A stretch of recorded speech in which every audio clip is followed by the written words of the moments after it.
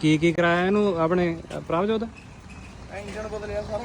Engine ਕਿਹੜਾ ਇਹ? Engine industrial ਹੈ। Industrial engine generator engine. ਅੱਛਾ ਜਨਰੇਟਰ ਦਾ ਇੰਜਣ ਆ। 6055 ਠੀਕ ਆ। ਟਰਬੋ ਕਿੰਨਾ ਨੰਬਰ ਆ? ਇਹ 85 ਨੰਬਰ ਟਰਬੋ।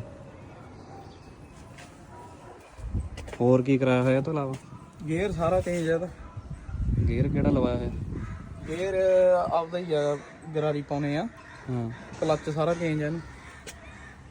ਕਿੰਨਾ ਖਰਚਾ ਆ ਗਿਆ ਸਾਰਾ ਹੀ?